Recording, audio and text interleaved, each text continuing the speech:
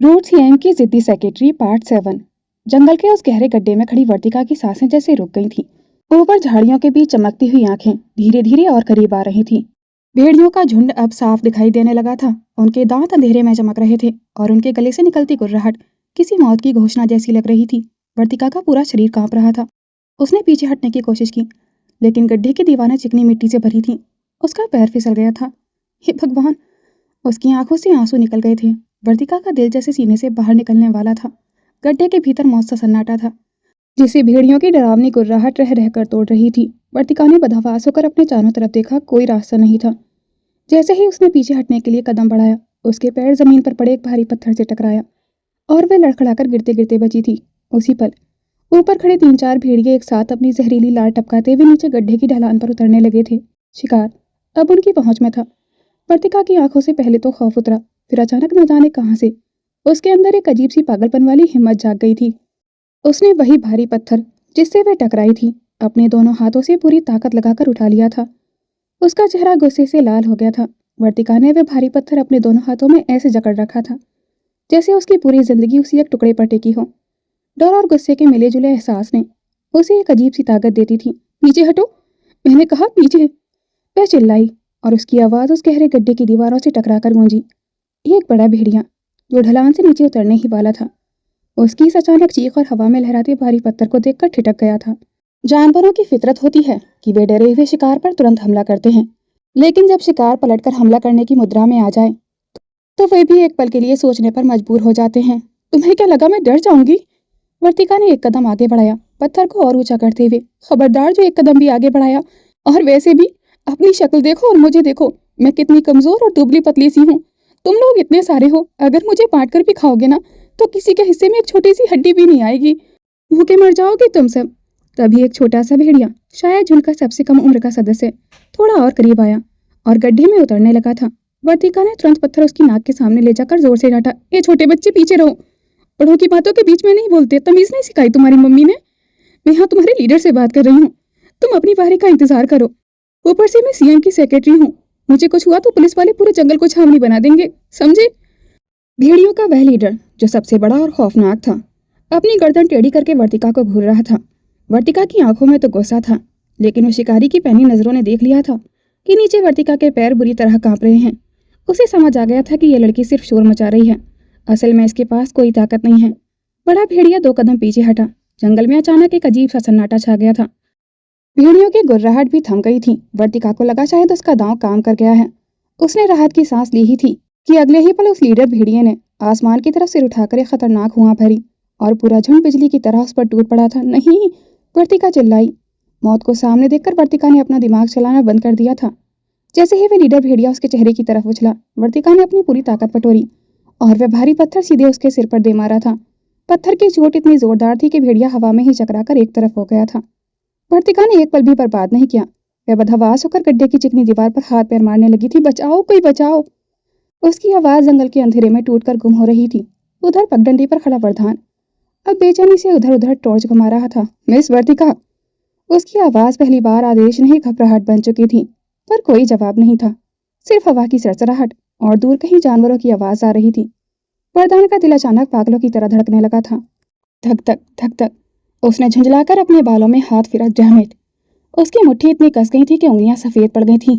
ये लड़की गई कहाँ? उसी वक्त दूर जंगल के अंदर से एक भयानक हाउलिंग गूंजी। भेड़ियों की आवाज। वर्धान का दिल जैसे एक पल के लिए रुक गया था। उसकी टॉर्च तुरंत उसी दिशा में घूमी और फिर वह दौड़ पड़ा था। पेड़ों की टहनियां उसके चेहरे को खरोंचती जा रही थीं, लेकिन वह रुका नहीं था। उसके दिमाग में सिर्फ एक ही नाम गूंज रहा था, वर्तिका। और उसी पल उसके कानों में अचानक एक आवाज गूंज उठी थी, उसकी माँ की आवाज। वर्धान, जिस दिन तुम्हें वाकई प्यार होगा, जिस दिन किसी के लिए तुम्हारा ये पत्थर जैसा दिल धड़केगा। वह दौड़ते दौड़ते अचानक रुक गया था। उसकी सांसें तेज हो चुकी थीं। वर्धान ने झुंझलाकर सिर झटका। बकवास! लेकिन उसका दिल अभी बेकाबू धड़क रहा था। धक धक धक धक। उस दिन तुम्हें एहसास होगा कि प्यार क्या होता है। वर्धान की आंखें लाल हो गई थी। नहीं, कभी नहीं। उसने दांत भींच लिए थे। ये प्यार नहीं है। लेकिन उसकी सांसें टूट रही थी। उस दिन समझोगे कि कैसे एक इंसान को देखे बिना दम घुटने लगता है। वर्धान के सीने में सचमुच घुटन होने लगी थी। उसे समझ नहीं आ रहा था कि वर्तिका दिख नहीं रही तो उसका दिल इतना बेचैन क्यों है। और ऐसा लगता है जैसे रूह जिस्म छोड़ रही हो। वरदान की मुट्ठियां कांप गई थीं। उसने अचानक पूरी ताकत से जंगल में चीख लगाई, मिस वर्तिका। उसकी आवाज जंगल में गूंज उठी थी।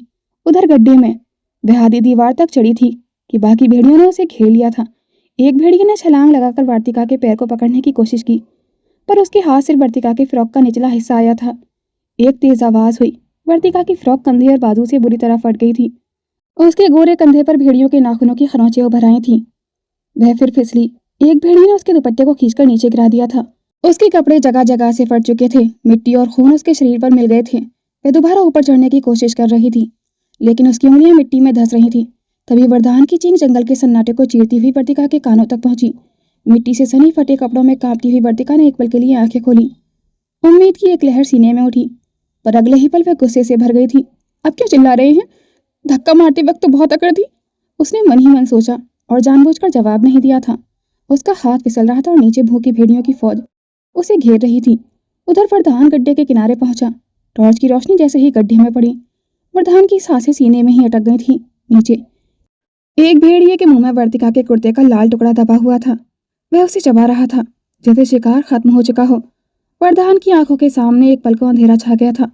उसे लगा जैसे उसकी रूह जिस्म छोड़ रही है। नहीं, उसकी दहाड़ पूरे जंगल में गूंज उठी थी।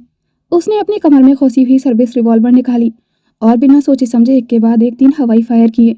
गोली की आवाज से पूरा जंगल दहल उठा था। भेड़ियों को झुंड एक पल के लिए सहम गया, लेकिन अपनी तादाद और भूख के नशे में चूर होकर वे अब वरदान की तरफ मुड़ने लगे थे। वे पगडंडी की तरफ लपके ही थे कि वरदान ने बिजली की फुर्ती दिखाई। उसने अपना लाइटर जलाया और पास ही पड़े सूखे पत्तों और टहनियों के ढेर पर फेंक दिया था। देखते ही देखते आग की एक दीवार खड़ी हो गई थी। भेड़िए आग से घबराकर पीछे हटे। वरदान ने तुरंत गड्ढे में झांका। वहां वर्तिका घुटनों के बल बैठी आंखें नीचे थर-थर कांप रही थी और उसकी वह बड़बड़ाहट अभी भी जारी थी। हे भगवान, आज तो पक्का मैं मर ही जाऊंगी। अभी तो मेरी शादी भी नहीं हुई, एक ढंग की फर्स्ट किस भी नहीं मिली और हनीमून पर मालदीव भी नहीं गई और मैं दुनिया छोड़ रही हूँ। सब उस लॉर्ड गवर्नर की वजह से। ना वो मुझे अपनी आस्तीन से धक्का मारते, ना मैं इस गड्ढे में गिरती और ना ही इस ग्रुप का डिनर बनती। पता नहीं ये लोग मेरा कौन कौन सा हिस्सा मिल बांट कर खाएंगे। हाथ पहले होगा या पैर। तभी उसने नजरें खोलकर सामने देखा। अब भेड़िए वहां नहीं थे, बल्कि आग से डरकर पीछे कदम ले रहे थे। उसने एक लंबी सिसकी भरी और झुंझलाकर बोली, और ये भेड़िए कितने बड़े चीटर हैं। मैंने तो किताब में पढ़ा था कि अगर इनसे डरो नहीं तो ये हमला नहीं करते। जरूर इन्होंने उसी जंगली प्लॉटे से क्लास ली होगी, तभी तो इतने बदतमीज और अड़ियल हैं। दोनों की ट्रेनिंग एक ही जगह से हुई है। वरदान, जो उसे बचाने के लिए नीचे कूदने ही वाला था, उसकी बातें सुनकर एक पल के लिए ठिठक गया था। उसकी आंखों में नमी थी, पर होठों पर एक बेबसी मुस्कान आ गई थी। वह लड़की मौत के सामने खड़ी होकर भी उसे कोसना नहीं भूल रही थी। मिस वर्तिका, वरदान ने आंखें लपटों के बीच से चिल्लाकर कहा। मिस वर्तिका, अपना लेक्चर बंद कीजिए और मेरा हाथ पकड़िए। वर्तिका ने आंखें खोली। ऊपर वरदान का हाथ फैला हुआ था। आग की रोशनी में उसका चेहरा किसी रक्षक जैसा लग रहा था, लेकिन उसके चेहरे पर वही पुराना रौब और आदेश देने वाला अंदाज था। वर्तिका ने होंठ फुला लिए। उसने उसकी तरफ देखा, फिर मुंह दूसरी तरफ घुमा लिया था। एक शब्द भी नहीं बोली। वरदान की भौहें सिकुड़ गई थीं। मिस वर्तिका, उसने दांत भींचे, लेकिन नीचे से फिर भी कोई जवाब नहीं आया था। वर्तिका बस चुपचाप खड़ी हो गई थी। वरदान का गुस्सा अब सच में 7वें आसमान पर पहुंच रहा था। मैंने कहा मेरा हाथ पकड़िए। उसकी आवाज इस बार और ऊंची थी। वर्तिका ने फिर उसकी तरफ देखा, बस एक पल के लिए। उसकी आंखों में अभी भी डर था, लेकिन उसके साथ ही वही जिद्दी गुस्सा भी था। फिर उसने धीरे से नजरें फेर लीं और बिना कुछ कहे गड्ढे की मिट्टी पकड़कर खुद ही ऊपर चढ़ने की कोशिश करने लगी थी। वरदान कुछ सेकंड तक उसे देखता रह गया था। सीरियसली, तुम मुझे अवॉइड कर रही हो? उसने अविश्वास से कहा। वर्तिका ने कोई जवाब नहीं दिया। वह बस बाहर आने की कोशिश करने लगी थी। उसके हाथ कांप रहे थे, पैर बार बार फिसल रहे थे, लेकिन उसने वरदान के हाथ की तरफ देखा तक नहीं था। वरदान की मुट्ठी कस गई थी। ये पहली बार था जब किसी ने उसकी बात को इग्नोर करने की हिम्मत की थी। वरदान के गुस्से और वर्तिका की जिद के बीच तनाव इतना बढ़ गया था कि वहां की हवा भी भारी होने लगी थी। मिट्टी की ढलान पर चढ़ते हुए वर्तिका का पैर एक बार फिर फिसला और वह घिसट कर नीचे आ गिरी थी। उसके छिले हुए घुटने पर तेज जलन हुई। दर्द की एक लहर पूरी टांग में दौड़ गई थी, जिससे उसके मुंह से एक दबी हुई कराह निकल गई थी। मिस वर्तिका, बस बहुत हुआ। वरदान दहाड़ा और उसकी तरफ झुककर हाथ आगे बढ़ाया। ये तमाशा बंद कीजिए और मेरा हाथ पकड़िए। आपको मेरी आवाज सुनाई नहीं दे रही या आपका दिमाग खराब हो गया है? वर्तिका ने उसकी आवाज अनसुनी कर दी और अपनी आंखें कसकर बंद कर ली। दर्द से उसका चेहरा बिगड़ रहा था, पर मन के अंदर गुस्से का ज्वालामुखी फट रहा था। उसने मन ही मन खुद से कहा, हाँ हो गया है मेरा दिमाग खराब। और क्यों लूँ मैं आपकी मदद, ताकि आप फिर से सुपर हीरो बन जाएं। द ग्रेट सीएम वरदान सबको बचाते फिरते हैं। मुझ पर मुझ पर तो वो बदतमीज भेड़िए ऐसे झपटे थे जैसे मैं मोमो की प्लेट हूँ और ये 7 दिन के भूखे। और अब लॉर्ड गवर्नर को देखते ही सारी भेड़ियागिरी खत्म हो गई। दम दबाकर सीधे सज्जन इंसान बन गए। It's not fair. उसने एक गहरी सांस ली और अपनी नम आंखों के कोने पहुंचकर फिर से खड़ी हो गई थी। इस बार उसने वरदान की आंखों में सीधे देखा। उसकी आंखों में आंसू जरूर थे, लेकिन उनमें हार मानने का कोई नामो निशान नहीं था। वरदान की बर्दाश्त की हद अब खत्म हो चुकी थी। एक तरफ मौत सामने खड़ी थी और दूसरी तरफ ये लड़की अपनी जिद और ईगो को ढाल बनाकर उसकी सत्ता को चुनौती दे रही थी। वरदान ने एक पल के लिए भी नहीं सोचा कि वह राज्य का मुख्यमंत्री है या यह गड्ढा कितना गहरा है। उसने अपनी रिवॉल्वर वापस कमर में खोसी और सीधे नीचे छलांग लगाती थी। मिट्टी का गुबार उड़ा और वरदान पूरी धमक के साथ वर्तिका के ठीक सामने खड़ा था। वर्तिका ने जैसे ही उसे पीछे देखा, वह चौंक कर पीछे हटने लगी थी, लेकिन वरदान ने उसे मौका ही नहीं दिया था। उसने झटके से वर्तिका का हाथ पकड़ा और उसे पीछे की तरफ ले जाकर उसकी कमर पर पिन कर दिया था। वर्तिका की पीठ दीवार से जा लगी थी और वरदान का भारी जिस्म उसके इतना करीब आ गया कि हवा का गुजरना भी मुश्किल था। आग की तपिश और वरदान के गुस्से की गर्माहट वर्तिका को अपने चेहरे पर महसूस हो रही थी। क्या समझती हो खुद को? वरदान का गुस्सा अब ऐसे मुकाम पर था जहाँ प्रोटोकॉल, पद और शालीनता के सारे बांध टूट चुके थे। वर्तिका की पीठ मिट्टी की ठंडी दीवार से सटी थी, लेकिन सामने वरदान के शरीर से निकलती गुस्से की तपिश उसे झुलसा रही थी। वरदान ने अपना दूसरा हाथ वर्तिका के चेहरे के ठीक बगल में दीवार पर दे मारा था। धमक इतनी तेज थी कि ऊपर से सूखी मिट्टी वर्तिका के बालों पर आ गिरी थी। मेरी बात अनसुनी करने की हिम्मत कैसे हुई तुम्हारी? वरदान की आवाज इतनी धीमी और भारी थी कि वर्तिका के रोंगटे खड़े हो गए थे। वह उसके इतना करीब झुक गया कि उसकी नाक वर्तिका की नाक से लगभग टकरा रही थी। वर्तिका ने हड़बड़ाहट में अपना हाथ छुड़ाने की कोशिश की, लेकिन वरदान की पकड़ लोहे की जंजीर जैसी थी। उसने वर्तिका की कमर पर कसे हुए हाथ पर दबाव और बढ़ा दिया था, जिससे वर्तिका की सांसें अटक गई थी। छोड़िए मुझे, आप बदतमीजी कर रहे हैं। वर्तिका ने कांपती आवाज में विरोध किया, लेकिन उसकी आंखों में अभी वही जिद्दी चमक थी। वरदान के चेहरे पर एक खौफनाक गुस्सा था। बदतमीजी? अभी तुमने बदतमीजी देखी कहाँ है मिस वर्तिका? तुम्हें लगता है ये कोई खेल चल रहा है? यहाँ तुम्हारी ये बचकाने से तुम्हारी जान ले सकती है, तुम्हें अंदाजा भी है? वरदान की आंखों में वह जलती आग वर्तिका को अपने चेहरे पर महसूस हो रही थी, जो उसके गुस्से की गवाही दे रही थी।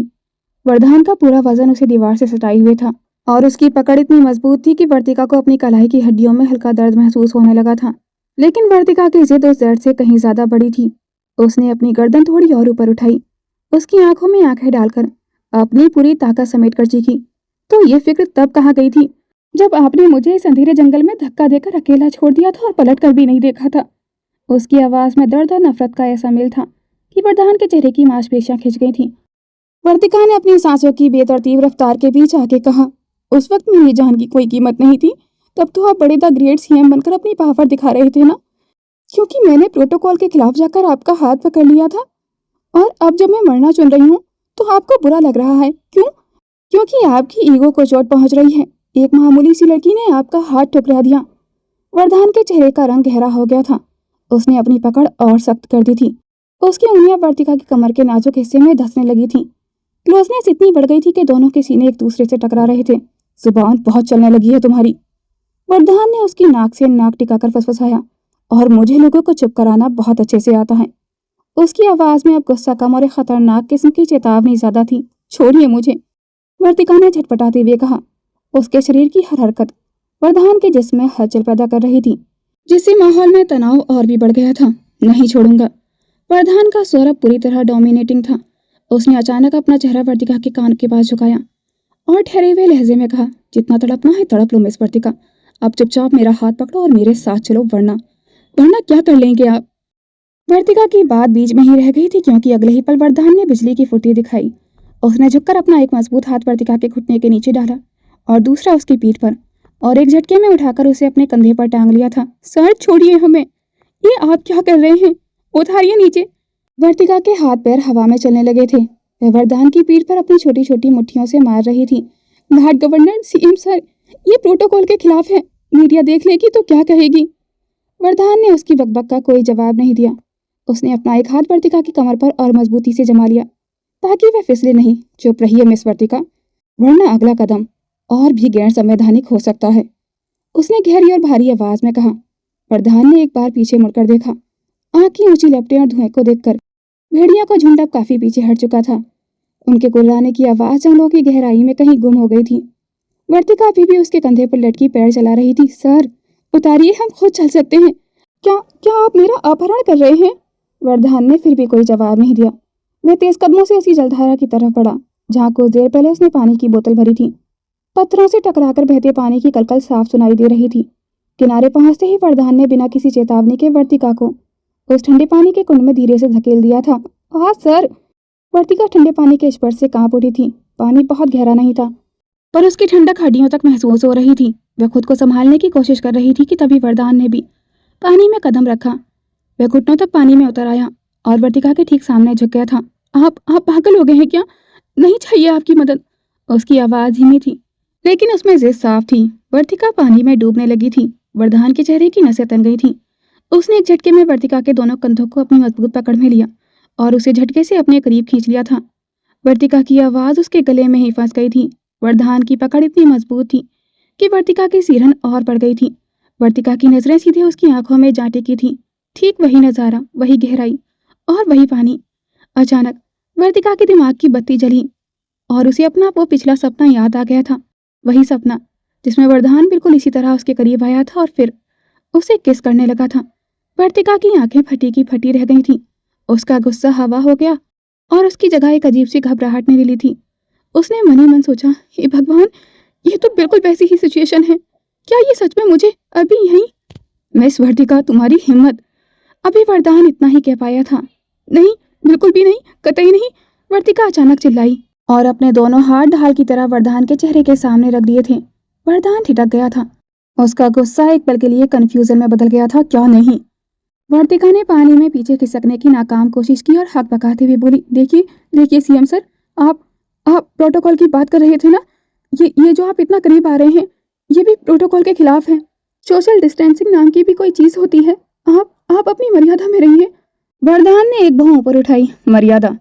तुम डूबने वाली थी और मैं डूब जाऊं, जम जाऊं या कुल्फी बन जाऊं, पर आप अपना चेहरा पीछे हटाइए। वर्तिका ने अपनी आंखें कसकर बंद कर ली थी, जैसे उसे डर हो कि आंखें खुलते ही उसका सपना सच हो जाएगा। मुझे पता है आप क्या करने की सोच रहे हैं। वो सब यहाँ नहीं चलेगा, मैं चिल्ला दूंगी। वरदान का गुस्सा अब धीरे धीरे हैरत में बदल रहा था। उसने उसे और कसकर पकड़ा। क्या बकवास कर रही हो? मैं बस तुम्हें बाहर निकालने की। झूठ! वर्तिका ने आंख खोलकर उसे शक की निगाह से देखा। सपने में भी आप यही कहते हैं और फिर आप कुछ और ही करने लगते हैं। दूर हटिए, वरना मैं पानी छिड़क दूंगी आप पर, और आपने प्रोटोकॉल का पालन नहीं किया तो केस भी करूंगी आप पर। वरदान की आंखों में एक पल के लिए वही पुराना गुस्सा चमक गया था। अगले ही पल उसकी नजर वर्तिका के गले के ठीक नीचे कॉलर बॉन के पास ठिठक गई थी। वहां कुछ काला और लिसलिसा सा रेंग रहा था। हिलो मत! वरदान की आवाज अचानक पत्थर जैसी सख्त हो गई थी। क्यों ना हिलूं? आप फिर से वही। वर्तिका, मैंने कहा शांत खड़ी रहो। वह एक कदम और पानी के अंदर बढ़ा और सीधे वर्तिका के चेहरे के करीब आ गया था। वर्तिका को लगा वह फिर से उसे डराने की कोशिश कर रहा है। आप मुझे किस नहीं कर सकते, मुझे डर नहीं लगता आपसे, उसने चिल्लाकर कहा और पीछे हटने लगी। लेकिन वरदान ने बिजली की फुर्ती से उसका चेहरा अपने दोनों हाथों के बीच जकड़ लिया था। तुम्हारे गले पर जोंक है बेवकूफ लड़की। अगर ये रगड़ गई या तुमने इसे खींचने की कोशिश की तो खून बंद नहीं होगा। वर्तिका का शरीर जैसे पत्थर का हो गया था। जोंक का नाम सुनते ही उसके पैरों तले की जमीन खिसक गई थी। उसे बचपन से ही इन रेंगने वाले कीड़ों से नफरत और खौफ था। उसने अपनी आंखें कसकर बंद कर ली। उसका चेहरा डर के मारे पीला पड़ गया था। निकालिए इसे, प्लीज निकालिए! वह लगभग फुसफुसाते हुए रो पड़ी थी। उसकी सारी जिद और पावर फाइट उस छोटे से कीड़े के डर के आगे ढेर हो गई थी। वरदान ने उसे इतने करीब से देखा, बंद आंखें, कांपते हुए होठ और उसके चेहरे पर बिखरी पानी की बूंदें। गुस्सा तो जैसे कहीं गायब ही हो गया था। उसकी जगह एक गहरी कशिश ने ले ली थी। उसने बहुत धीरे से अपनी उंगलियों को उस जोंक के पास टिकाया।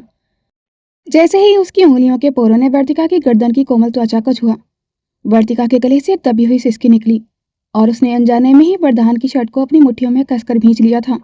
वरदान का दिल भी अब उतनी ही तेज धड़क रहा था जितना वर्तिका का।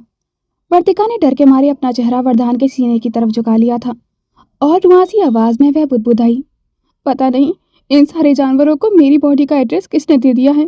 पहले वो भेड़िए, अब ये जोंक, क्या पूरी दुनिया के कीड़े मकोड़ों का आज मुझे ही डिनर बनवाना है भगवान जी को। वरदान के चेहरे पर इस गंभीर स्थिति में भी एक हल्की सी मुस्कान आ गई थी। उसने बड़ी कुशलता से उस जौ को पकड़कर झटके से दूर पानी में फेंक दिया था। वर्तिका को लगा कि वो अब भी रेंग रही है। उसने कस के अपनी पलकें बंद कर ली थी। पानी की बूंदें उसके चेहरे से टपक कर उसके फटे हुए गले तक आ रही थी। वरदान की उंगलियां उसके कंधे पर थोड़ी देर के लिए ठहर गई थी। वरदान की उंगलियां तो उसके कंधे पर ठहरी हुई थी, लेकिन उसकी नजरें अब वर्तिका के चेहरे से फिसलकर उसकी गर्दन के पास तेज धड़कती एक रग पर जाकर टिक गई थी। ठंडे पानी के बीच भी वर्तिका की धड़कनें किसी डरे हुए पंछी की तरह फड़फड़ा रही थी। वरदान का हाथ अनचाहे ही थोड़ा और नीचे फिसला। पानी में भीगे कपड़ों के कारण वर्तिका की मासूमियत और उसकी संवेदनशीलता इस वक्त वरदान के संयम की परीक्षा ले रही थी। वरदान की सांसें भारी होने लगी थी।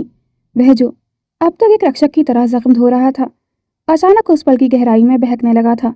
उसके चेहरे का सख्त भाव पिघलकर एक गहरी कशिश में बदलने लगा था।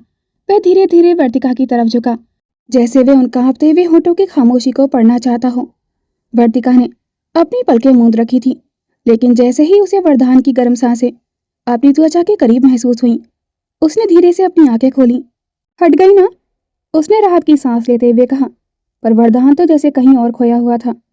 वर्तिका ने जल्दी से अपनी गर्दन चेक की और जॉक को ना देखकर वर्तिका ने सुकून की सांस ली, लेकिन उसकी नजर अचानक वरदान के माथे और गाल पर लगी उन ताजी खरोचों पर पड़ी, जो शायद गड्ढे में कूदते वक्त या झाड़ियों से टकरा कर आई थी। आपके चेहरे पर चोट लगी है, वर्तिका ने लगभग फुसफुसाते हुए कहा। उसकी आवाज में अब गुस्सा नहीं, बल्कि एक रूहानी फिक्र थी। उसने अपना कांपता हुआ हाथ उठाया और बहुत धीरे से वरदान के गाल की उस खरोंच को छुआ।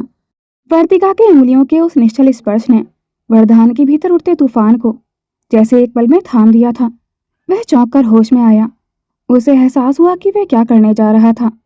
उसने फौरन अपनी नजरें हटाईं और खुद को पीछे खींच लिया था। माहौल में फैला हुआ सम्मोहन एक झटके में टूट गया था। वरदान ने तेजी से पानी से बाहर कदम रखा।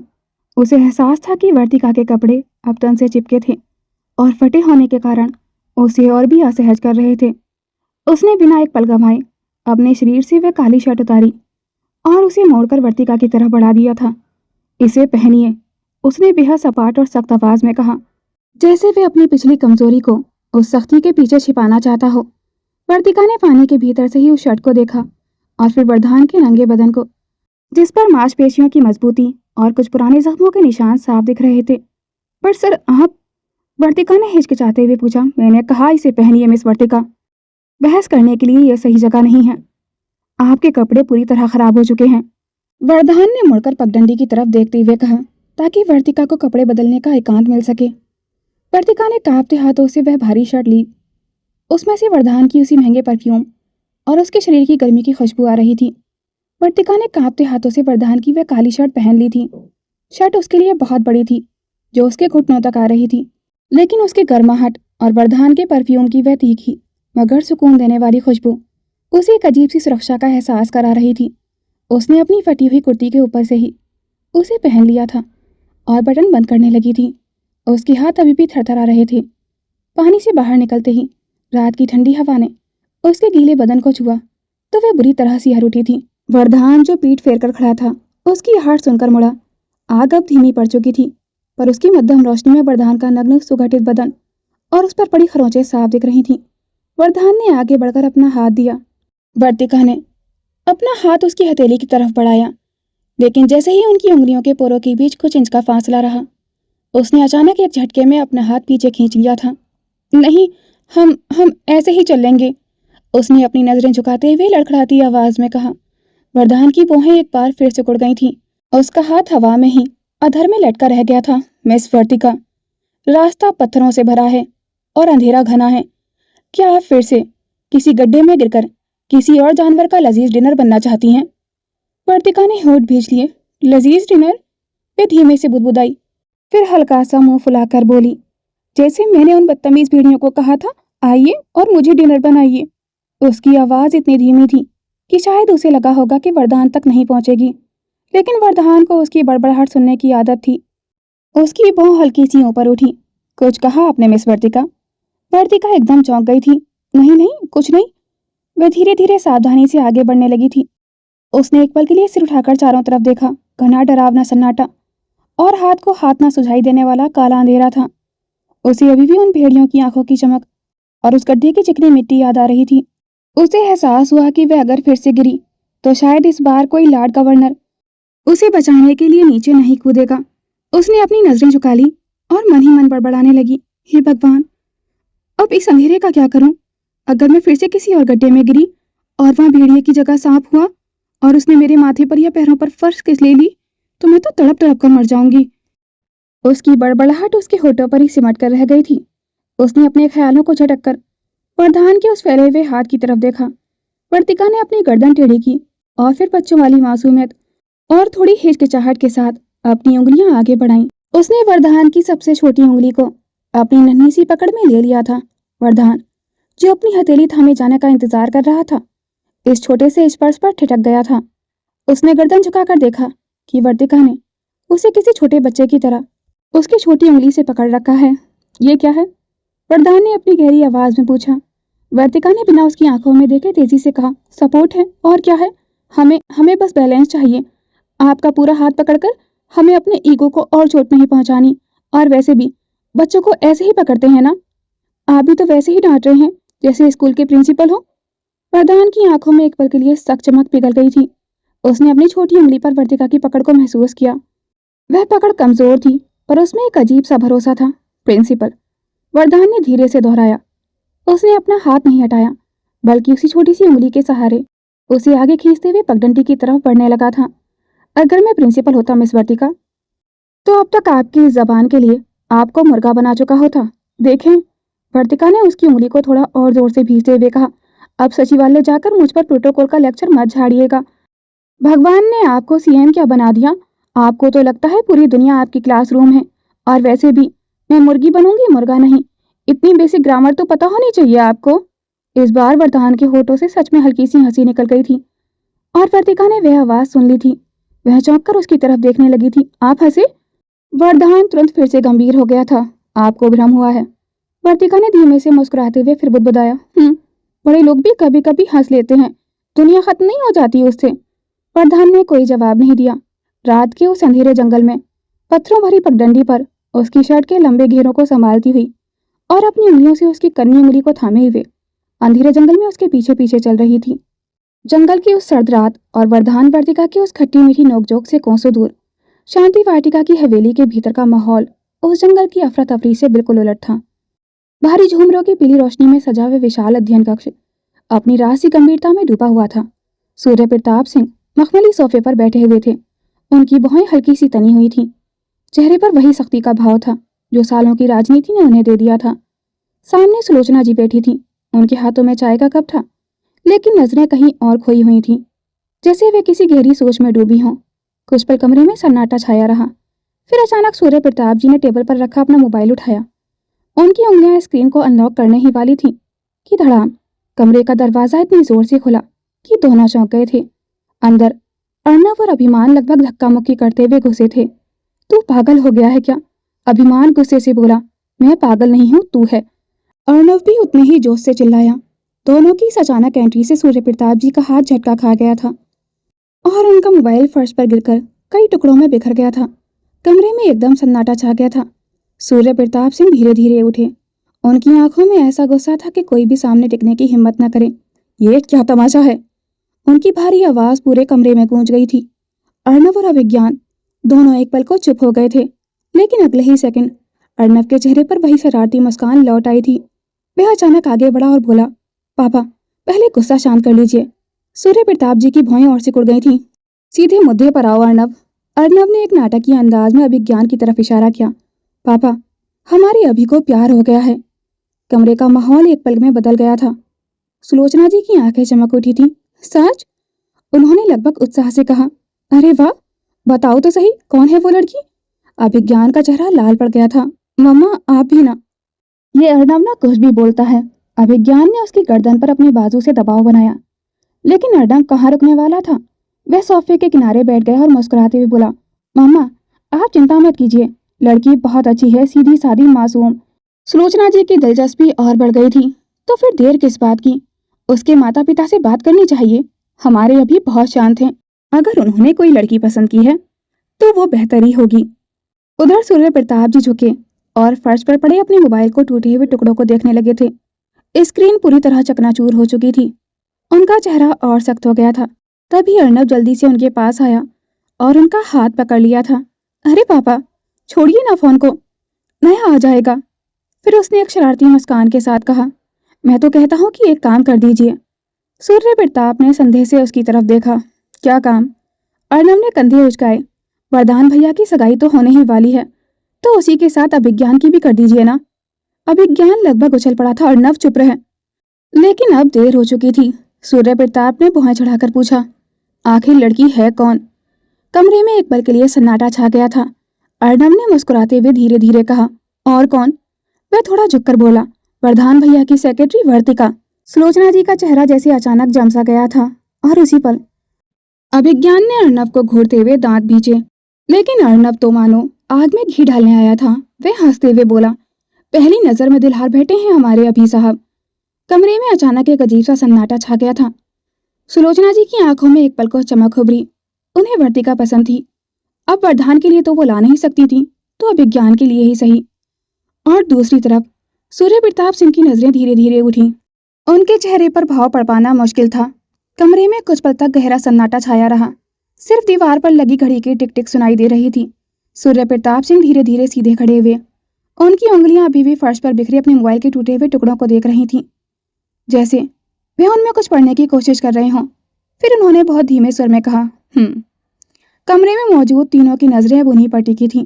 सूर्य प्रताप ने सिर उठाकर पहले अभिज्ञान की तरफ देखा, फिर अर्नब की तरफ। तो हमारे छोटे साहब को प्यार हो गया है।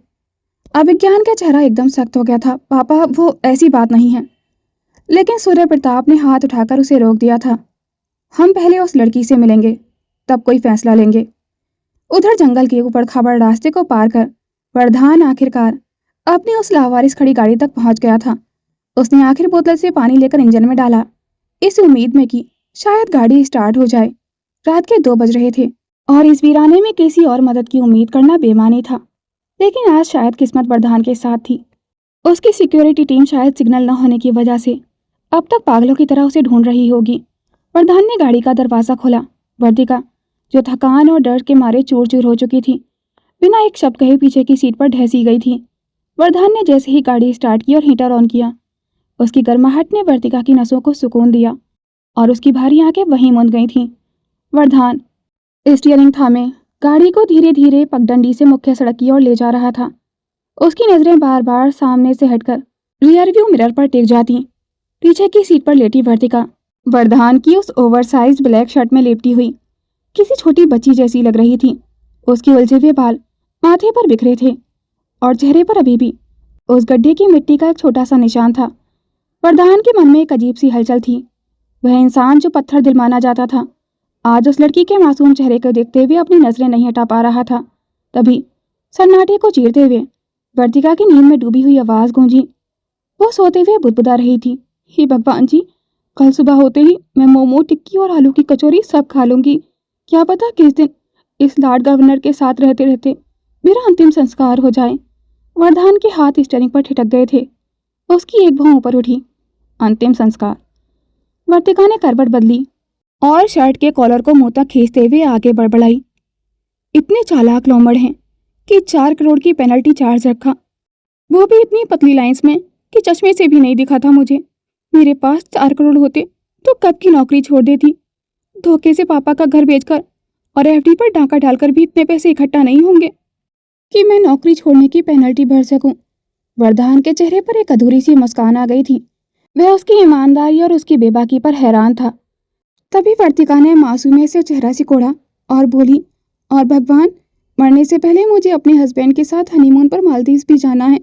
मम्मी तो हमेशा कहती हैं जहाँ जाना हो हस्बैंड के साथ जाना। मैंने गुल्लक में पैसे भी जोड़े हैं। वरदान की गाड़ी अब मुख्य हाईवे पर आ चुकी थी। स्ट्रीट लाइट की मध्यम पीली रोशनी रुक रुक कर वर्तिका के चेहरे को छू रही थी। वर्तिका की वह हस्बैंड और हनीमून वाली बात वरदान के कानों में किसी गर्म पिघले हुए शीशे की तरह उतरी थी। उसने जोर से स्टीयरिंग को खींचा। उसकी उंगलियों के पोर सफेद पड़ गए थे। एक अजीब सी जलन, एक अनजान सा गुस्सा उसके सीने में उठने लगा था। वह इंसान जो पूरे राज्य के समीकरणों को अपनी उंगलियों पर नचाता था, उसे एक छोटी सी लड़की की नींद में कही गई बात इतनी बेचैन कर देगी, उसने सपने में भी नहीं सोचा था। उसने फिर से रियरव्यू मिरर में वर्तिका को देखा। वह अभी बहुत शांति से सो रही थी, उसकी शर्ट की आस्तीनों को कसकर पकड़े हुए।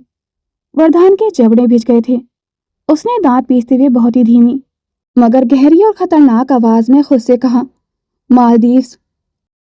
किसी के साथ तो आप तब जाएंगी ना मिस वर्तिका, जब मैं आपको ये नौकरी छोड़ने दूंगा। उसे इस बात का अंदाजा हो रहा था कि ये लड़की उसके दिमाग पर हावी हो रही है। वह इसे स्वीकार नहीं करना चाहता था। उसका अहंकार उसे ये मानने की इजाजत नहीं दे रहा था कि उसे वर्तिका से कोई लगाव हो रहा है। वह खुद को समझा रहा था कि ये सिर्फ उसकी जिद है, उसके 4 करोड़ के कॉन्ट्रैक्ट का गुरूर है। पर हकीकत ये थी कि वह अब उसे खुद से दूर जाने नहीं दे सकता था, नफरत से या प्यार से, पर वह उसे अपनी नजरों के सामने ही रखना चाहता था। वरदान ने गाड़ी की रफ्तार अचानक बढ़ा दी थी। उसके चेहरे पर फिर से वही लॉर्ड गवर्नर वाली कठोरता वापस आ गई थी, लेकिन उसकी आंखों में एक अजीब सा संकल्प था। एक ऐसा संकल्प जो वर्तिका की आजादी के लिए किसी बेड़ी से कम नहीं होने वाला था। उसने मन ही मन तय कर लिया था, मिस वर्तिका, आपके सपनों में चाहे कोई भी हस्बैंड आए, पर आपकी हकीकत के पन्नों पर दस्तखत सिर्फ वरदान सिंह शेखावत के ही होंगे। अगली सुबह सूरज की सुनहरी किरणें खिड़की से छनकर वर्तिका के चेहरे पर पड़ रही थीं, तो उसकी भारी पलकें धीरे से हिचकिचाते हुए खुलीं। सबसे पहले उसे एहसास हुआ कि उसका शरीर बुखार से बुरी तरह तप रहा है। उसका सिर बहुत ज्यादा दुख रहा है और गला बिल्कुल सूख चुका था। उसने धुंधली नजरों से सामने देखा। उसके पापा सिरहाने बैठे, उसके माथे पर ठंडे पानी की पट्टियां रख रहे थे और मम्मी बगल में बैठी हाथ में दूध का गिलास लिए सिसक रही थीं। वर्तिका ने हक पकाकर दोनों को देखा। उसके दिमाग में बीती रात के धुंधले मंजर घूमने लगे थे। अंधेरा जंगल, भेड़िए, वो कीचड़ का गड्ढा और फिर वह लॉर्ड गवर्नर। हे भगवान, क्या मैं सच में मर गई? क्या ये स्वर्ग है या फिर यमराज ने मुझे मेरी मम्मी पापा के पास वापस भेज दिया है, क्योंकि मैं तो अभी बहुत कम उम्र की हूँ। वर्तिका ने मन ही मन सोचा। उसका चेहरा सफेद पड़ गया था। उसे यकीन था कि वह उस भयानक रात के बाद बच नहीं सकती थी। उसे लगा शायद वह अब एक आत्मा बन चुकी है। अपनी शंका दूर करने के लिए वर्तिका ने रजाई के अंदर ही अपना हाथ धीरे से बढ़ाया और अपनी ही कमर पर पूरी ताकत से एक जोरदार चींटी काट ली थी। मम्मी! वर्तिका के मुंह से चीख निकल गई थी। दर्द इतना असली था कि उसकी आंखों में पानी आ गया था। बेटा, क्या हुआ? कहीं ज्यादा दर्द हो रहा है? उसके पापा ने घबराकर उसके माथे पर हाथ रखा। तुझे बहुत तेज बुखार है बर्तू। कहीं तुझे बीमारी तो नहीं लग गई इस गांव की? कल रात से तू सुध-बुध खोई पड़ी है। पापा ने उसके माथे पर हाथ रखते हुए बेहद चिंता से कहा। वर्तिका ने अपनी सूखी आंखों से कमरे को देखा। उसे यकीन नहीं हो रहा था कि वे अपने सुरक्षित घर में हैं। उसने घबराकर पूछा, पापा, मैं यहाँ कैसे आई? मुझे तो याद है मैं उस गड्ढे में और फिर वो जंगल। तभी कमरे का दरवाजा खुला और उसकी सहेली आस्था हाथ में दवाइयां लिए अंदर आई। वर्तिका के होश में देखकर उसके चेहरे पर थोड़ी राहत दिखी। आस्था ने पास आकर कहा, शुक्र कर कि तू सही सलामत है। सीएम सर तुझे खुद यहाँ छोड़ने आए थे। उन्होंने ही बताया था कि जंगल में तुम्हारी गाड़ी खराब हो गई थी और तुम लोग रास्ता भटक गए थे। क्या? वर्तिका के हाथ पांव ठंडे पड़ गए थे। सीएम सर, वरदान सिंह शेखावत यहाँ आए थे। मोहल्ले वालों ने देख लिया होगा। हे भगवान, एक और स्कैंडल। आस्था ने उसे शांत करते हुए कहा, शांत हो जा नौटंकी। वे घर के अंदर नहीं आए थे, वे गाड़ी में ही थे। उनके गार्ड्स ने हमें इन्फॉर्म किया और तुझे अंदर तक पहुंचाया। वो तो बस दूर से कंफर्म कर रहे थे कि तू सुरक्षित है या नहीं। यह सुनकर वर्तिका ने सुकून की एक लंबी सांस ली। शुक्र है, अगर वो अंदर आ जाते तो कल के अखबार की हेडलाइन में ही होती। उसने अपनी आंखें मूंद ली और खुद को शांत करने की कोशिश की, लेकिन जैसे ही उसने आंखें बंद की, अंधेरे में बीती रात का एक धुंधला धुंधला सा मंजर बिजली की तरह उसकी आंखों के सामने कौंध गया था। उसे याद आया, गाड़ी की पिछली सीट, हीटर की वह मदहोश कर देने वाली गर्माहट, वरदान का वह खुशबूदार परफ्यूम और नींद और बेहोशी के उस धुंधलके में जब वरदान उसे गोद में उठाकर सीट पर बैठा रहा था, तब वर्तिका ने नींद की हालत में वरदान की गर्दन के पास उसके गाल पर कचौरी समझकर बाइट कर लिया था। ये सब याद आते ही वर्तिका के चेहरे का रंग उड़ गया था। उसके रोंगटे खड़े हो गए थे और दिल की धड़कन हजारों की रफ्तार से भागने लगी थी। नहीं! उसने एक जोरदार चीख मारी और घबराहट में चादर फेंककर बेड से उठने की कोशिश की, लेकिन पैर रजाई में फंस गए और वे धड़ाम से नीचे फर्श पर गिर पड़ी थी। वर्तु! मम्मी, पापा और आस्था तीनों चिल्लाए। वर्तिका फर्श पर पड़ी पड़ी अपनी हथेली से अपना मुंह दबाए बैठी थी। उसकी आंखें फटी की फटी रह गई थीं। उसके दिमाग में बस एक ही आवाज गूंज रही थी, हे भगवान, मैंने साक्षात काल को, उस खुखार लोमड़ को काट लिया। अब तो मेरा अंतिम संस्कार पक्का है। वो तो छूने पर ही आप बबूला हो जाते हैं। हे भगवान, मैं क्या करूं? वर्तिका के होठ कांपने लगे थे। मुझे कचौरी समझने के लिए राज्य के खूंखार सीएम में मिले थे। वर्तिका के दिमाग में सिर्फ एक ही फैसला घूम रहा था, अब या तो मेरी नौकरी जाएगी या मेरी अर्थी। अचानक उसके कानों में एक अजीब सी आवाज गूंजने लगी थी, राम नाम सत्य है, राम नाम सत्य है। वर्तिका का दिल जोर से धड़कने लगा था। उसने घबराकर इधर उधर देखा। राम नाम सत्य है, राम नाम सत्य है। उसने कांपते हुए अपनी आंखें कसकर बंद कर ली थी। हे भगवान, इतनी जल्दी? अभी तो मैंने मोमो भी नहीं खाए। उसे लगा जैसे 4 लोग उसे कंधों पर उठाए ले जा रहे हों। उसकी कल्पना में सामने सफेद कपड़ों में लोग चल रहे थे और पीछे पूरा मोहल्ला फुसफुसा रहा था। बेचारी, सीएम को काट लिया था, आखिर बस्ती कैसे? To be continued. दोस्तों, आपको क्या लगता है, हमारे सीएम सर वर्तिका को किसी और की दुल्हन बनते देख सकते हैं? और मैंने आप में से कई लोगों की रिक्वेस्ट देखी थी कि मैं टाइम चेंज कर दूं या थोड़ा जल्दी अपलोड कर दूं। मुझे दिन में काम रहता है, मैं एक स्कूल टीचर हूँ। स्कूल से आने के बाद ही मैं एपिसोड तैयार कर पाती हूँ, जिसकी वजह से मैं सिर्फ नाइट में ही अपलोड कर सकती हूँ। उम्मीद है कि आप लोग समझेंगे। और आज का पार्ट आपको कैसा लगा, कमेंट सेक्शन में अपनी राय ज़रूर शेयर कीजिएगा। Thanks for watching. Please like, comment and share this video. Don't forget to subscribe my YouTube channel for more interesting videos.